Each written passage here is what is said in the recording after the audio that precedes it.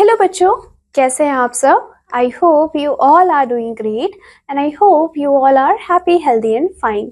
Welcome back to your SST class. So बच्चों, in today's class we are going to deal with our next chapter, or we can say our last chapter, which is chapter number 18, and the title of the chapter is our government. So बच्चों, इस chapter में हम अपनी सरकार को थोड़ा समझने की कोशिश करने वाले हैं. सो बच्चों, let's start with the chapter. तो सबसे पहले यहाँ पे आपको एक अगेन छोटी सी एक्टिविटी गिवन है, which is get set go. और यहाँ पे आपको क्या करना है, look at the pictures of some India's eminent leaders, write their names and mark them as either president or prime minister. So आपको यहाँ पे पिक्चर्स दी हुई हैं. आपको क्या करना है, आपको इन पिक्चर्स को देखना है और बताना है कि ये पिक्चर किसकी है, और आपको ये भी बताना है कि ये हमारे देश के प्रेसिडेंट रहे हैं, मतलब कि राष्ट्रपति थे, या फिर प्राइम मिनिस्टर थे, मतलब कि प्रधानमंत्री थे. राइट. अगर हम बच्चों फर्स्ट पिक्चर को देखते हैं तो ये पिक्चर है डॉक्टर APJ अब्दुल कलाम की. सो हम यहाँ पे लिखेंगे doctor APJ Abdul Kalam. Right. So बच्चों, जो डॉक्टर APJ अब्दुल कलाम थे वो हमारे कंट्री के फॉर्मर प्रेसिडेंट रहे हैं. सो हम यहाँ पे लिखेंगे P. सिमिलरली अगर हम सेकंड पिक्चर को देखते हैं, सो बच्चों ये पिक्चर किसकी है, ये पिक्चर है इंदिरा गांधी की. सो श्रीमती इंदिरा गांधी. राइट. सो जो इंदिरा गांधी थी वो हमारे कंट्री की PM रह चुकी हैं. राइट. सो हम यहाँ पे लिखेंगे PM. सिमिलरली ये जो पिक्चर है वो हमारे करंट जो PM है, जिनका नाम है नरेंद्र मोदी. राइट. जो कि हमारी कंट्री की क्या है बच्चों, अभी के PM है. सो इस तरीके से आपको क्या करना है, बाकी के जो पिक्चर्स हैं उनका नाम लिखना है, और वो क्या रहे हैं, वो प्रेसिडेंट थे या फिर PM थे हमारी कंट्री के, आपको वो भी फाइंड आउट करना है और लिखना है. That is your homework. Now let's start with our chapter. So बच्चों, जो इंडिया है वो बहुत ही लार्ज कंट्री है, बहुत ही बड़ी कंट्री है, और मैंने आपको पहले भी बताया है in the term of largest हमारा जो इंडिया है वो 7th पोजीशन पे आता है in the world. Right. It has 28 states and 8 union territories. So आपको याद रखना है कि हमारे इंडिया में 28 टोटल स्टेट्स हैं, और कितनी यूनियन टेरिटरीज है बच्चों, 8 यूनियन टेरिटरीज भी हैं. दिल्ली क्या है बच्चों, Delhi is the capital of India. So you all need to remember that the capital of India is Delhi. We have a government at central level. हमारे पास क्या है बच्चों, सरकार है, गवर्नमेंट है सेंट्रल लेवल पे, जिसको हम सेंट्रल गवर्नमेंट के नाम से भी जानते हैं और द यूनियन गवर्नमेंट भी बोलते हैं. सो आपको कंफ्यूज नहीं होना है. अगर आपको सेंट्रल गवर्नमेंट दिया हुआ है तो उसका मतलब क्या है, हम यहाँ पे यूनियन गवर्नमेंट की ही बात कर रहे हैं. Right. Every state has self government. हर एक स्टेट की अपनी एक सेल्फ गवर्नमेंट होती है, एंड उस गवर्नमेंट को हम क्या बोलते हैं बच्चों, state government. Right. Now every state government governs state itself. जितनी भी हमारी क्या होती है, स्टेट गवर्नमेंट होती है, वो अपने स्टेट को चलाती है. जैसे कि जो यूपी है, यूपी की अपनी एक स्टेट गवर्नमेंट है, वो यूपी को चलाती है. राइट. वैसे ही हर एक स्टेट की क्या है बच्चों, स्टेट गवर्नमेंट है, बट ये रन करते हैं under the directions of union government, which means कि जो हेड है वो क्या है बच्चों, वो है यूनियन गवर्नमेंट. और उसके बाद आपको हर एक स्टेट में स्टेट गवर्नमेंट भी देखने को मिलते हैं, जो कि वर्क करते हैं किसके डायरेक्शंस में, यूनियन जो हमारी गवर्नमेंट है उसके डायरेक्शंस में. नाउ सबसे पहले हम बात करेंगे सेंट्रल गवर्नमेंट की. सो बच्चों, जो पार्लियामेंट है, parliament is the super power of our country. So आपको याद रखना है कि सबसे ज्यादा पावर में क्या है बच्चों, पार्लियामेंट है हमारी कंट्री में. एंड पार्लियामेंट के 2 हाउसेस भी होते हैं, और आपको हाउसेस के नाम अच्छे से याद रखने हैं. The first one is Lok Sabha and second one is Rajya Sabha. So बच्चों, ये जो राज्यसभा और लोकसभा है ये क्या करते हैं, ये लॉज बनाते हैं, ये कानून बनाते हैं हमारी कंट्री के लिए. तो सबसे पहले हम बात करेंगे लोकसभा की. सो बच्चों, लोकसभा को हम लोअर हाउस के नाम से भी जानते हैं. सो आपको याद रखना है what is the another name of Lok Sabha, that is lower house. Right.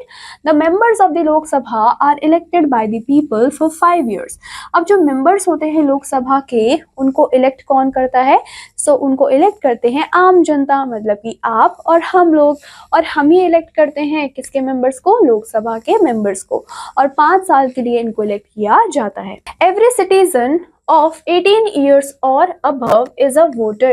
ऐसा कोई भी सिटीजन जो कि हमारे इंडिया का सिटीजन हो, उसके पास सिटीजनशिप होनी चाहिए और उसकी एज अगर 18 ईयर्स से अबव है, 18 साल से ज़्यादा है, तो वो एक वोटर है, वो वोट कर सकता है। He can cast his vote to elect the member, वो वोट दे सकता है और मेंबर को इलेक्ट कर सकता है। The member of Lok Sabha is called MP। सो बच्चों, जितने भी मेंबर होते हैं लोकसभा के, उनको हम MP के नाम से भी जानते हैं, which is member of parliament, right. यहाँ पे आपको पिक्चर भी गिवन है बच्चों, ये पिक्चर है आपके पार्लियामेंट हाउस की। जनरली जो इलेक्शंस होते हैं वो हर 5 साल में एक बार करवाए जाते हैं। समटाइम जो इलेक्शंस होते हैं वो उससे भी पहले करवा सकते हैं अगर जो मेंबर्स है लोकसभा के, they pass a no confidence motion against the government. So बच्चों, अगर जो लोकसभा के मेंबर है वो क्या करते हैं, वो पास करते हैं किसको, नो कॉन्फिडेंस मोशन को, किसके अगेंस्ट बच्चों, गवर्नमेंट के अगेंस्ट। तो उस केस में क्या हो सकता है, 5 साल से पहले भी इलेक्शंस हो सकते हैं। लेकिन अगर हम चीज़ें नॉर्मल चला रहे हैं, सो हमें क्या देखने को मिलेगा, हर 5 साल में हमें इलेक्शंस देखने को मिलते हैं। Such elections are known as mid term polls. तो बच्चों, ऐसे इलेक्शंस को हम क्या बोलते हैं, माइंड टर्म पोल्स बोलते हैं। And the age of candidate should be minimum 25 years. So जो भी कैंडिडेट इलेक्शन में खड़े हो रहे हैं, उनकी जो एज है वो एटलीस्ट 25 ईयर्स तो होनी ही चाहिए। There are 543 members in our Lok Sabha. So आपको याद रखना है कि लोकसभा में टोटल कितने मेंबर्स होते हैं, that is 543। Now coming to Rajya Sabha, right. So बच्चों, राज्यसभा को हम अपर हाउस के नाम से भी जानते हैं और आपका लोकसभा का नाम क्या था, lower house, right. Now it has 250 members. यहाँ पे आपको 250 मेंबर्स देखने को मिलते हैं और इनको 6 साल के लिए इलेक्ट किया जाता है, विच मीन्स हर 6 साल में क्या होंगे, राज्यसभा के इलेक्शंस होंगे। 12 of the members are nominated by the president. लेकिन इन 250 में से भी जो 12 मेंबर है, 12 मेंबर है, इनको कौन इलेक्ट करती हैं बच्चों, प्रेसिडेंट ऑफ इंडिया ही इलेक्ट करते हैं।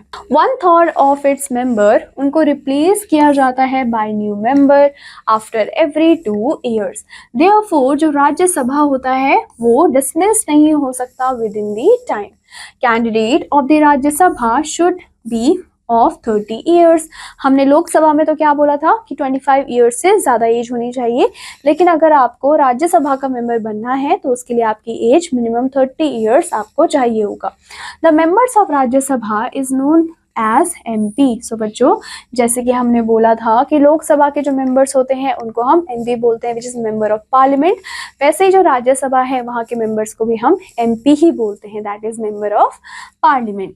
Now coming to prime minister, जिनको हम PM भी बोलते हैं। सो बच्चों, जो PM होते हैं वो हेड होते हैं पार्लियामेंट के, राइट। एंड PM को नॉमिनेट कौन करता है, so he is nominated by the president. जो प्रेसिडेंट होती है हमारे कंट्री की, वही क्या करते हैं, PM को नॉमिनेट करते हैं। So prime minister is nominated of a majority party. और बच्चों, जो प्राइम मिनिस्टर है उनको नॉमिनेट किया जाता है मेजॉरिटी पार्टी से, मतलब जिस पार्टी को सबसे ज़्यादा वोट मिले हैं, सो उसी पार्टी में से किसी भी एक को नॉमिनेट करने का काम होता है प्रेसिडेंट का, और वही नॉमिनेटेड पर्सन हमारा PM भी बनता है। He makes a council of ministers. जो PM होते हैं वो क्या करते हैं, अपनी काउंसिल ऑफ मिनिस्टर्स बनाते हैं। एंड जो अदर मिनिस्टर्स होते हैं वो काम करते हैं under the prime minister, right. Then we have president. So बच्चों, जो प्रेसिडेंट होती हैं वो हमारे कंट्री के हेड होते हैं। एंड जो प्रेसिडेंट ऑफ इंडिया है, इनको इलेक्ट किया जाता है by the members of both the houses, which means कि जो हमारा लोकसभा है और जो राज्यसभा है, दोनों ही हाउसेस के मेंबर्स क्या करते हैं, प्रेसिडेंट को नॉमिनेट करते हैं या फिर इलेक्ट करते हैं। He is elected for a term of 5 years। जो प्रेसिडेंट होते हैं उनको भी 5 साल के लिए क्या किया जाता है बच्चों, इलेक्ट किया जाता है।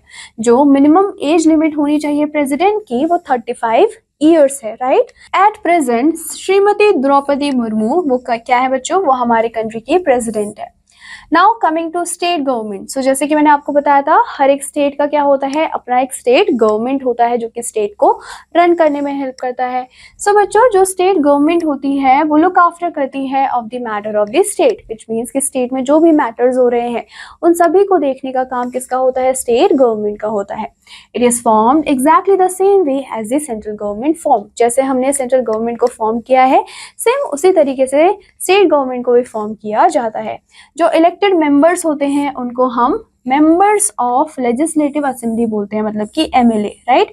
आपको एमएलए का फुल फॉर्म हमेशा याद रखना है, that is members of the legislative assembly. Now जो स्टेट लेजिस्लेचर होते हैं बच्चों उनके पास दो हाउसेज होते हैं, right. The first one is a Vidhan Sabha and the second one is a Vidhan Parishad.